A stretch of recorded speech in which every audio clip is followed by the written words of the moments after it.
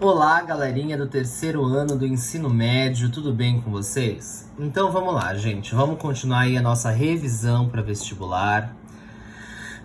O que nós temos hoje é sobre o estudo sobre a linguagem vetorial, né? Aí as operações que nós fazemos com vetores, os usos, o que é. Então vamos começar a relembrar lá o conteúdo de primeiro médio. Primeira coisa, vamos lembrar o que é um vetor. Um vetor ele é representado por uma seta. Esse vetor ele vai representar uma grandeza que tenha obrigatoriamente três características: módulo, direção e sentido. Lembrando que esse módulo ele significa a intensidade, o tamanho. Então, esse módulo eu posso representar tanto ele pelo tamanho, né? Então, uma seta maior representa um vetor maior, uma força maior, quanto também através de números. Se eu chegar e falar que esse é o vetor da força F igual a 20 newtons é o módulo, é o valor. A direção ela é representada pelo corpo da seta, então eu tenho aqui, por exemplo, a direção horizontal, a direção vertical, eu posso ter profundidade, então vai representar pelo corpo da seta, e o sentido ele vai ser representado pela pontinha da seta, que vai representar para qual das duas pontas está indo. Então aqui, por exemplo, eu tenho a direção horizontal, sentido para a direita. Poderia ser direção horizontal, sentido para a esquerda. E por aí vai, entre outras diversas combinações. Outro fator importante é o que seria um vetor negativo, né? O que acontece quando eu colocar um sinal de negativo? Então, para isso, vamos imaginar primeiro um vetor V, qualquer. Então, esse vetor V ele tem um módulo qualquer aqui, um módulo especificado pelo tamanho. Ele tem direção horizontal e sentido para a direita. A partir do momento que eu coloco um sinal de negativo, eu estou invertendo o sinal. Então, esse vetor negativo, ele está invertendo o sentido. Então, ele inverte o sentido. Detalhe, o módulo e a direção permanecem iguais. A única coisa que vai mudar é o sentido. Então, por exemplo, se você tiver aqui a soma do vetor A mais o vetor B, e eu quiser A menos B, eu vou pegar o meu vetor B, né, que ele pode estar para cá, e vou colocar ele ao contrário para fazer a conta com o meu A. Tudo bem?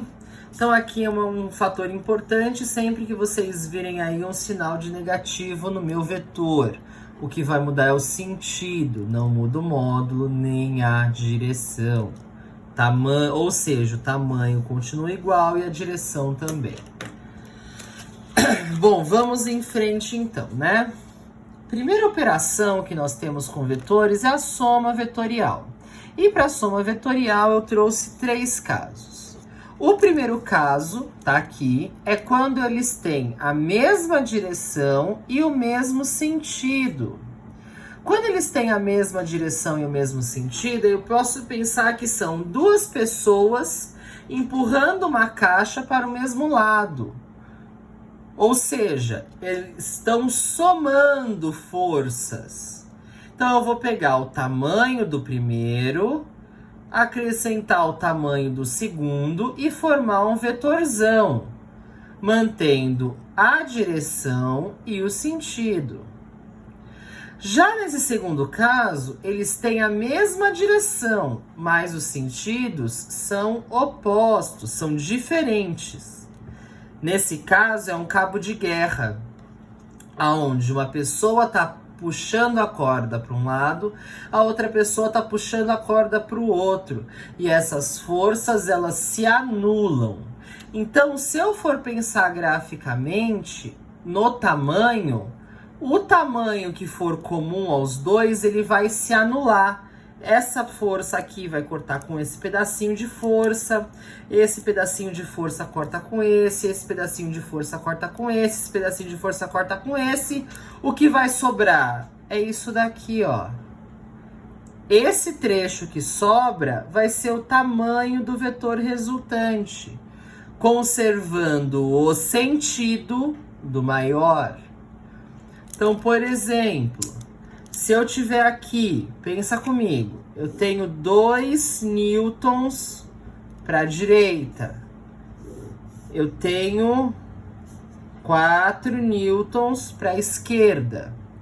O meu vetor resultante, a hora que eu somar eles, eu vou ter para a esquerda, porque eu vou conservar o sentido do maior, e eu vou anular.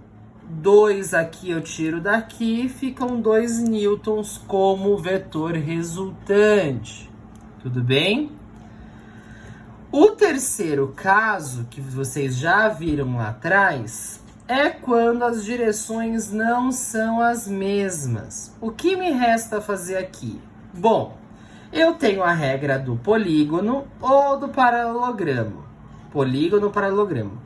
Que no final ambas vão dar exatamente a mesma coisa.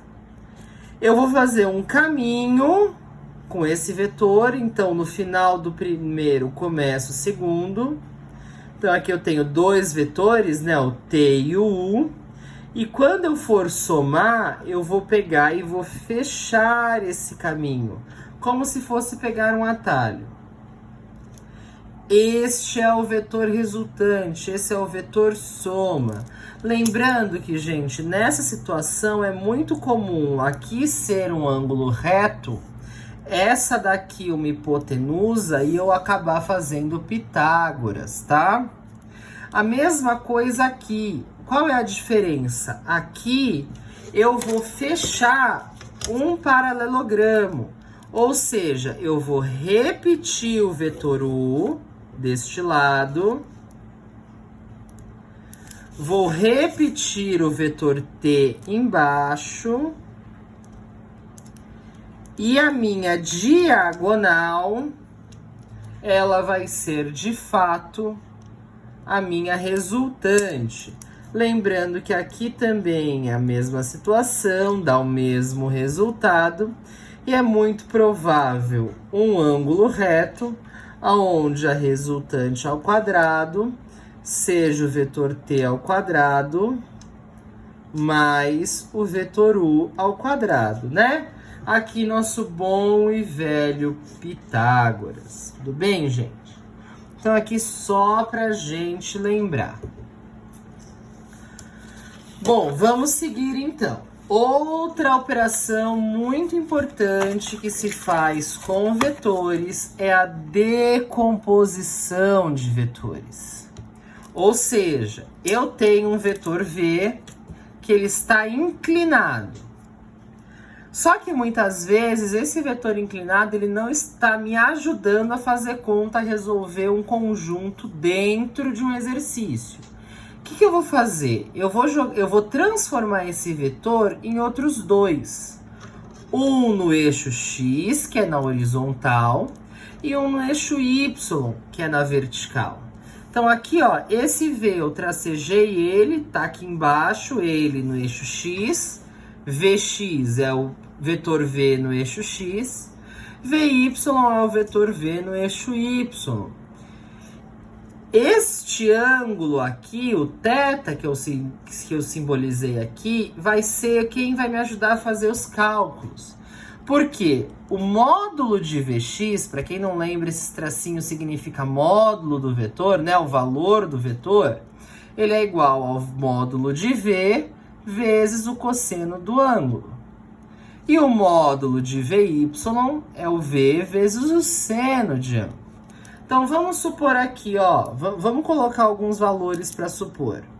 Vamos supor que esse V, ele seja 10 newtons, vai, estou falando de uma força.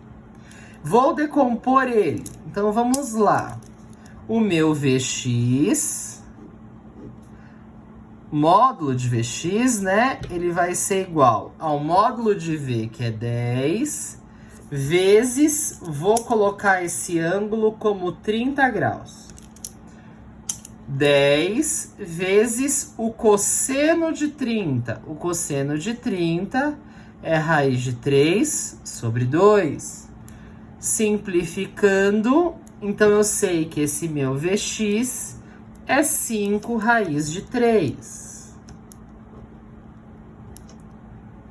No VY é semelhante, é análogo. Módulo de V é 10. O seno de 30, porque agora eu estou trabalhando com seno, é meio. 10 vezes meio é 5. Então, esse meu VY, ele tem 5 newtons.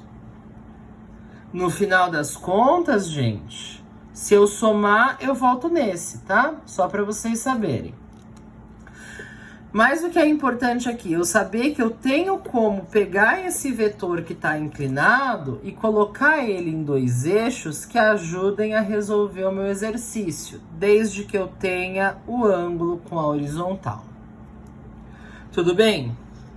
Então vamos ver uma situaçãozinha para a gente entender sobre composição de movimento, né? Eu vou falar uma teoria, depois a gente vai ver uma mais na prática. Então vamos lá. Eu tenho aqui um rio, vocês sabem que meu desenho sempre foi muito bom. Aqui em vermelho eu tenho meu barquinho.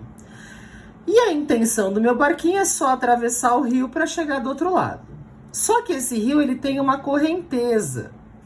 Tudo que é do barquinho eu coloco com vermelho, tudo que é do rio eu coloco com azul.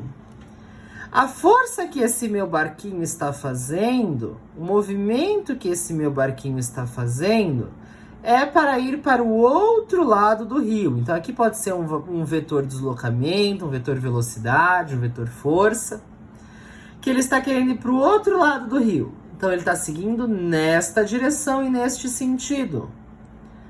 Mas a minha correnteza do rio também está fazendo uma força, um movimento, ou empregando uma velocidade nesse barquinho rio abaixo. Então, no final, eu tenho dois vetores. E a resultante desse meu barquinho eu representei em preto. Lembra a regra do polígono que acabamos de ver? Faz um caminho e fecha. O fechamento é a resultante. Ou eu poderia fazer do paralelogramo, enfim. O importante é que vocês percebam que aqui eu tenho uma composição de movimento. Eu tenho duas forças, dois movimentos, duas velocidades agindo sobre o mesmo corpo, o que resulta que o meu barquinho, ao invés dele chegar aqui como ele queria, ele vai chegar aqui, ó. Ele vai fazer este movimento. Ele não vai conseguir ir em linha reta, justamente pela composição de movimento. Em composição de movimento, a dica que eu dou para vocês, peguem caneta, lápis de cor ou canetinha que tenha mais de uma cor e determina. Uma cor vai ser para um eixo horizontal, a outra cor vai ser para o eixo vertical, ou vice-versa, ou para cima, para baixo, direita, esquerda, enfim. Mas separem as informações por cores, justamente porque isso daqui vai mudar. Tudo bem? Vamos ver, então, uma composição de movimento na prática. Um tipo de composição de movimento é chamado de lançamento horizontal, certo? O que é lançamento horizontal? Eu tenho um avião, esse avião ele está sobrevoando uma cidade, pode ser qualquer uma. Em algum momento dessa trajetória, ele solta um objeto, ou se desprende um parafuso, ou cai alguma coisa. Esse objeto, ele estava em movimento assim como o avião. Então, ele vai cair e, por inércia, ele também continua o movimento. Se eu for ver, eu coloquei aqui em preto entreacejado a trajetória que ele faz, tudo bem? Porque além dele cair, ele não cai em linha reta, ele continua o movimento que ele estava fazendo do avião, né, para a direita, até chegar ao solo. O que acontece aqui é o seguinte. Em vermelho, eu vou colocar tudo que for na vertical. Em azul, o que for na horizontal. Na vertical, esse movimento de queda, eu tenho um movimento uniformemente variado. Porque se ele está caindo, eu tenho uma aceleração que eu sei que é a minha gravidade. Então, se eu tenho aceleração, é um movimento uniformemente variado.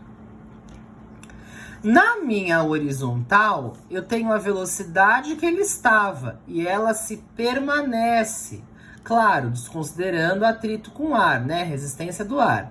Então, aqui eu tenho um movimento uniforme, sem aceleração. E olha que interessante que eu escrevi aqui. A única constância entre o vertical e o horizontal, entre os dois eixos, é o tempo. O tempo de queda entre aqui e aqui, ele sempre é o mesmo. Então, eu vou passar alguns dados para vocês e eu quero que a gente pense juntos, ou melhor, eu quero que vocês pensem em casa e na próxima aula a gente discute sobre este exercício. Esse avião está a uma altura de 500 metros do solo, andando com uma velocidade de 50 metros por segundo. Então, quando esse objeto se desprende, ele está a uma altura de 500 metros do solo e ele está em uma velocidade para a direita de 500 metros por segundo. Muito bem, a pergunta é: qual é a distância entre este ponto onde ele se desprende e aonde ele cai? Então, aqui eu estou querendo saber a distância na horizontal. Primeiro, eu vou analisar na vertical, porque na vertical eu tenho um movimento de queda livre. E assim como nós vimos no movimento de queda livre, a velocidade inicial ela é 0, tudo bem? E depois ele tem uma velocidade máxima aqui embaixo. Então eu tenho na queda livre uma velocidade inicial de 0, uma aceleração que é a gravidade, que geralmente vai ser 10 metros por segundo ao quadrado. Pode ser 9,8, mas provavelmente vai ser 10. E eu tenho uma massa desse objeto, pode ser qualquer massa. Enfim. O que eu vou descobrir aqui? Eu vou descobrir o tempo. Então, vocês vão ter que achar uma fórmula no movimento uniformemente variado para que com esses dados eu consiga descobrir o tempo de queda. Então, eu posso ter várias fórmulas. Bom, muito bem. Depois que vocês descobrirem o tempo, o que vocês vão fazer? Vocês vão olhar na horizontal. Na horizontal, eu tenho movimento uniforme. Tá aqui, movimento uniforme. Então, eu vou usar as fórmulas de movimento uniforme, tá? Por exemplo, eu tenho a fórmula do Deus vê tudo. Que é aquela fórmula que eu falei que é a fórmula do sorvete alterada, né? Eu prefiro nessa forma. D é justamente essa distância. A velocidade é a velocidade do avião. E o tempo aqui é o tempo que vocês descobrirem aqui, ó. Ou seja, gente, com essas informações, vocês conseguem descobrir a distância. Uma dica mais aqui, ó, vocês podem usar, por exemplo, a fórmula do Deus vê, o diabo vê também, mas meio atrapalhado, que é a fórmula do sorvetão, né? Então, se vocês usarem este daqui aqui, ó, esta fórmula primeiro e esta fórmula depois, eu quero que vocês me falem quanto que é essa distância. Não para a próxima aula, porque para a próxima aula vocês já têm lição, mas para a outra, vocês terão que fazer as páginas 13, 15 e 16 da revisão semestral. Depois a gente continua os nossos estudos no Todo Enem. Tudo bem, gente? Por hoje é só. Estudem e até amanhã.